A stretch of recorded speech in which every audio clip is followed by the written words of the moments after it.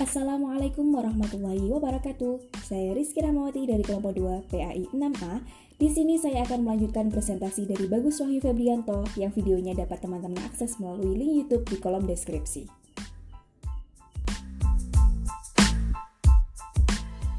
Selanjutnya, poin ke-6 yang akan kita bahas adalah sunnah-sunnah sholat fardu. Sunnah dalam sholat itu dibagi menjadi dua, yaitu sunnah aba'ad dan sunnah hayat. Sunnah aba'ad merupakan sunnah yang apabila kita meninggalkan satu hal dalam sholat, maka kita disunahkan untuk melakukan sujud syahwi. Sedangkan sunnah hayat merupakan sunnah yang apabila kita meninggalkan satu hal, tidak perlu melakukan sujud syahwi. Sunnah aba'ad ini ada 4 macam. Yang pertama, membaca tasyahud awal. Yang kedua, membaca sholawat ketika duduk tasyahud awal. Yang ketiga, membaca sholawat atas keluarga Nabi ketika duduk tasyahud akhir. Yang keempat, membaca doa kunut bagi yang menggunakan pada rakaat kedua sholat subuh dan sholat witir di pertengahan bulan Ramadan hingga akhir bulan Ramadan. Sunnah hayat pun ada beberapa. Yang pertama, mengangkat kedua tangan ketika takbiratul ihram akan ruku dan berdiri dari ruku. Yang kedua, meletakkan telapak tangan kanan di atas pergelangan tangan kiri ketika bersedekap. Yang ketiga, membaca doa iftitah setelah takbiratul ihram. Yang keempat, membaca kalimat ta'awudz ketika akan membaca surat Al-Fatihah. Yang kelima, membaca amin setelah di akhir membaca surat Al-Fatihah. Yang keenam, membaca ayat Al-Quran pada rakaat pertama dan rakaat kedua setelah membaca surat Al-Fatihah. Menyaringkan baca surat Al-Fatihah dan ayat Al-Quran pada rakaat kedua ketika melaksanakan surat maghrib, isya, dan subuh kecuali makmum. Yang ketujuh, membaca kalimat takbir dalam setiap gerakan naik dan turun. Yang kedelapan, membaca kalimat tasbih ketika ruku dan sujud. Yang kesembilan, meletakkan kedua telapak tangan di atas kedua paha ketika sedang duduk tasyahud awal dan akhir dengan membentangkan jari tangan kiri dan menggenggamkan jari tangan kecuali telunjuk. Yang kesepuluh, membaca salam yang kedua dan memalingkan wajah ke kanan dan ke kiri ketika membaca salam pertama dan kedua. Selanjutnya, poin ketujuh adalah perbedaan laki-laki dan wanita dalam sholat fardu.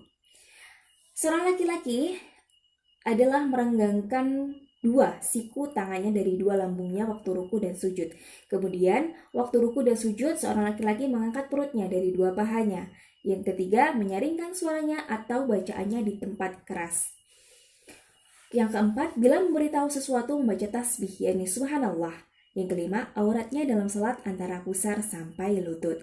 Kemudian bagi perempuan, yakni merapatkan satu anggota kepada anggota lainnya. Artinya softnya ini selalu rapat ya. Kemudian yang kedua, meletakkan perutnya pada dua tangan atau sikunya ketika sujud. Yang ketiga, merendahkan suaranya atau bacaannya di hadapan laki-laki, yakni laki-laki yang bukan mahramnya. Yang keempat, bila memberitahu sesuatu bertepuk tangan, yakni tangan yang kanan dipukulkan pada punggung telapak tangan kiri. Yang kelima, auratnya dalam salat seluruh tubuh kecuali muka dan telapak tangan. Kemudian poin 8, hal-hal yang membatalkan dalam salat. Yang pertama adalah salah satu syarat atau rukunnya itu tidak terpenuhi. Yang kedua, dia berhadas. Yang ketiga, terkena najis yang tidak dimaafkan. Yang keempat, berkata-kata dengan sengaja meskipun cuma dengan satu huruf yang bisa memberikan pengertian. Yang kelima, aurat dalam keadaan terbuka. Yang keenam, mengubah niat, misalnya berniat untuk menghentikan sholat. Yang ketujuh, makan dan minum walaupun sedikit. Yang kedelapan, membuat gerakan sebanyak 3 kali secara berturut-turut, misalnya melangkah. Yang kesembilan, berdiri membelakangi arah kiblat. Yang ke-10, menambah ruku yang sifatnya perbuatan, misalnya ruku sebanyak 2 kali dalam satu rakaat. Yang ke-11, tertawa terbahak-bahak. Yang ke-12, mendahului imam dalam sholat berjamaah sebanyak 2 rukun. Yang ke-13, murtad. Nah, poin ke-9 adalah hal-hal yang dimakruhkan dalam salat. Ada beberapa hal yang dimakruhkan dalam salat. Yang pertama, memasukkan telapak tangan ke dalam lengan baju ketika sedang takbiratul ihram, ruku, dan sujud. Yang kedua, menutup mulut rapat-rapat. Yang ketiga, membiarkan kepala dalam keadaan terbuka. Yang keempat, berkacak pinggang. Yang kelima, memalingkan wajah ke kiri dan ke kanan kecuali ketika salam. Yang keenam, memejamkan mata, kemudian menengadahkan wajah ke langit, menahan hadas, baik hadas kecil maupun hadas besar ketika sholat, meludah ketika sholat, melaksanakan sholat di atas kuburan, dan melakukan hal-hal yang dapat mengurangi kekhusyukan sholat. Yang ke-10 adalah hal-hal yang diperbolehkan atau mubah dalam sholat. Apa sih hal-hal yang diperbolehkan dalam sholat? Adalah yang pertama, melakukan sebuah gerakan yang sekadarnya, misalnya membetulkan letak kopiah sebagaimana Rasulullah SAW pernah membetulkan sulbannya ketika sedang tidak sehat. Yang kedua, melakukan gerakan ringan seperti membetulkan shaf dengan mendorong seseorang ke depan atau menariknya ke belakang, menggeser makmum dari kiri ke kanan, membetulkan pakaian, berdiam ketika perlu, menggaruk badan dengan tangan, atau meletakkan tangan ke mulut ketika menguap. Selanjutnya, mendorong orang yang melintas di hadapannya ketika sholat. Dan yang terakhir adalah membalas dengan isyarat apabila ada yang mengajaknya bicara atau ada yang memberi salam kepadanya. Kemudian poin selanjutnya yang kita bahas adalah ketentuan sholat sunnah. Jadi sholat sunnah itu adalah sholat yang dianjurkan untuk dikerjakan dan memiliki pahala dan keutamaan yang sangat besar. Sholat sunnah itu akan bisa menjadi penutup kekurangan pada sholat fardu yang kita kerjakan. Rasulullah SAW pernah bersabda, sesungguhnya perkara pertama yang akan dihisab dari amal seorang hamba pada hari kiamat adalah salat. Jika salatnya baik, maka sungguh dia telah beruntung dan selamat. Namun jika salatnya rusak, maka sungguh dia telah merugi. Adapun jika ada kekurangan dalam salat fardu yang dikerjakannya, maka Allah berkata, lihatlah apakah hambaku ini mempunyai salat-salat sunnah? Lalu disempurnakanlah dengannya kekurangan dalam salat fardunya. Demikian pula diperlakukan seluruh amal yang dikerjakannya. Hadis riwayat Tirmidzi dan Nasai yang berkedudukan sahih. Nah, jenis-jenis sholat sunnah itu sangat banyak sekali. Namun yang akan kita bahas adalah 4 macam sholat sunnah. Yang pertama, sholat sunnah rawatib, sholat sunnah duha, sholat sunnah tahajud, dan sholat sunnah idain atau sholat sunnah id. Yang pertama, sholat sunnah rawatib. Sholat rawatib adalah sholat sunnah yang dikerjakan untuk mengiringi sholat fardu 5 waktu. Dengan istilah lain, sholat rawatib itu sebenarnya adalah sholat qobliyah dan ba'diyah. Qobliyah artinya sholat sunnah yang dikerjakan sebelum sholat fardu. Sedangkan ba'diyah artinya sholat sunnah yang dikerjakan setelah sholat fardu. Salah satu hikmah disunahkannya sholat rawatib adalah untuk menutupi kekurangan yang ada pada sholat fardu seperti kurang khusyuk. Ada banyak hadis yang menunjukkan tentang kesunahan untuk mengerjakan sholat rawatib atau qobliyah dan ba'diyah. Nah, sholat rawatib ini terbagi ke dalam rawatib muakkad atau yang ditekankan pelaksanaannya dan rawatib ghairu muakkad yang tidak ditekankan pelaksanaannya. Rawatib muakkad ini berjumlah 12 rakaat atau 10 rakaat. Bahwasanya Rasulullah SAW pernah bersabda, barang siapa yang merutinkan 12 rakaat sholat sunnah, maka Allah akan membangunkan untuknya sebuah rumah di surga. 4 rakaat sebelum zuhur, 2 rakaat setelah zuhur, 2 rakaat setelah maghrib, 2 rakaat setelah isya, dan 2 rakaat sebelum subuh. Hadis riwayat Tirmidzi dan Hakim berkedudukan sahih. Nah, kemudian sholat rawatib ghairu muakkad ini adalah 2 atau 4 rakaat sebelum asar dan 2 rakaat sebelum maghrib dan 2 rakaat sebelum isya. Rasulullah SAW pernah bersabda juga, di antara setiap azan dan iqamah ada sholat sunnah. Di antara setiap azan dan iqamah ada sholat sunnah bagi siapa yang mau. Hadis riwayat Bukhari dan Muslim. Nah, rukun dan tata cara dan syarat sholat sunnah rawatib itu sama seperti sholat wajib. Adapun yang membedakan adalah bacaan niatnya, di mana apabila sholat tersebut dilakukan sebelum sholat wajib, maka ditambahkan lafaz qobliyah. Apabila dilakukan setelah sholat wajib, maka ditambahkan lafaz ba'diyah pada niatnya.